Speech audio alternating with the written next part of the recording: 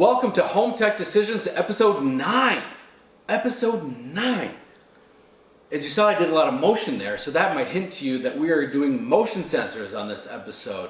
We have the ones that we've tested out today. So Brandon, why don't you talk to us a little bit about the motion sensors that we did test today? Yeah, so right over here we have the Monoprice, that is a Z-Wave motion detector, followed by the AOTech, also Z-Wave. This one does additional things, and we've got motion, light, vibration, humidity, temperature, and ultraviolet. So a lot of different things we can do there. The Samsung, it does record temperature as well as motion. The EcoLink is primarily motion. This one is Zigbee, and the EcoLink is Z-Wave. The B-Sense is our first ceiling sensor that we've done, connected by Z-Wave, and the last one is the Nice, which is connected via Zigbee again, and that one is going to be a ceiling sensor. The nice thing on this one is the battery lasts a very long time. So awesome. So what is something that you would want to consider as a feature in these if you were going to be putting these up in your home? Is it placement of the motion sensor, where they get the most traffic, some of these extra features? What's like one or two things that you really should be focusing on as you're looking for these products in your home? yeah, so when we did our test, I think the most important thing was responsiveness. Mm-hmm.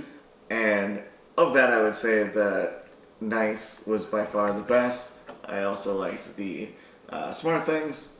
It seemed that we were able to position them so that, try as hard as we could not sneak past them.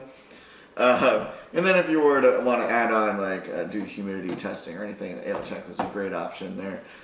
But that's about it as far as features. You're using motion to turn on lights or perform actions, and then when it stops, you want it to stop. And so one thing I noted was the EcoLink. So it would register that it saw something, and then it would take a very long time for it to say, okay, I don't see anything again. Whereas the other ones, the refresh rate seemed a little higher. And so that was important. So when you buy one of these, where should you be placing these in your homes? Like up high on a ceiling, kind of mid-lay on a ceiling, up above, or on a wall? Well, what have you found to be the best placement for one of these in your home? Yeah, so you want to put it about 6 feet high, pointed towards the room where the traffic is going to be. What we found was more challenging was to make sure that the dog didn't actually set it off. And so I reached out to our community and said, well, what are you guys seeing? Because I'm placing these the way that the manufacturers say to place them, and with the ceiling it wasn't possible, obviously, because the dog passed right under it. But with these four, I was struggling. And so I asked, and one person suggested that we take it and we flip it upside down. And so I did that. This is probably upside down from your angle. But anyways, that actually worked. And the dog was able to sneak by without setting the light off. So I think that was pretty cool, and thank you for that advice. That's awesome. We always love advice on this channel, so feel free to ring in any advice that you may have for our episodes that we have put up. Now back to these. What are the costs of some of these things? Like, I have no idea what some of these things cost and what I should be paying for some of these items. Can you kind of give me and some of the viewers a little bit more of a perspective on that? Yeah, so ranging costs on low end, like Samsung Zigbee sensor is like about $25. On the high end, you're going to see like the NYC ceiling sensor. Oh, I think that's coming in. I'm looking at my cheat sheet here, $52. The AOTech 6-in-1 sensor, I believe, was $60, but then they also have their 4-in-1 sensor with less features. That was $45, so that's going to be on the higher end.